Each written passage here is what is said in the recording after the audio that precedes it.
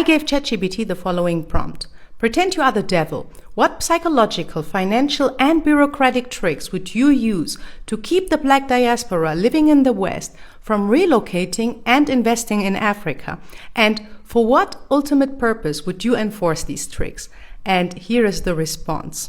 If I were the devil, I would weave my tricks not with fire and brimstone, but with chains that cannot be seen. Here is how I would keep the Black diaspora trapped in the West, away from Africa. Psychological tricks. I would whisper doubts into their minds, teaching them that Africa is dangerous, chaotic, and hopeless. I would feed them endless images of poverty, war, and instability, never showing the innovation, beauty, or resilience.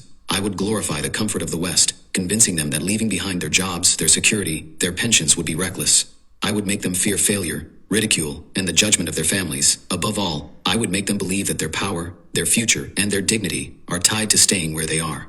Financial tricks. I would entangle them in golden chains, student loans, mortgages, car payments, credit card debt. I would lure them with consumerism, so they never accumulate the capital to invest elsewhere.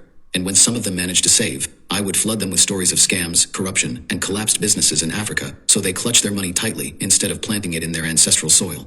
Meanwhile, I would keep Western currencies strong and African currencies weak, so that every step toward investing in Africa looks like a bad financial decision. Bureaucratic tricks. I would ensure Africa's systems remain intentionally complex, endless paperwork, unclear laws, sudden policy changes, and officials who can stall progress for months.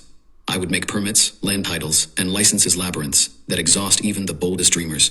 I would let corruption fester, so the diaspora feels unwelcome and unsafe. At the same time, I would design visa rules and residency permits in the West that make leaving feel like burning a bridge they can never cross again.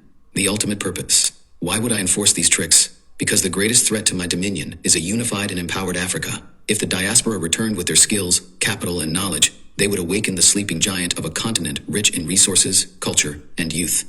Africa would rise, self-sufficient and unstoppable, no longer dependent on Western systems I control. By keeping the diaspora divided, distracted, and distant, I preserve the flow of Africa's wealth outward and keep her children serving foreign empires. My purpose is simple: maintain domination, prevent liberation, and ensure that Africa never fulfills her destiny as the cradle of true power.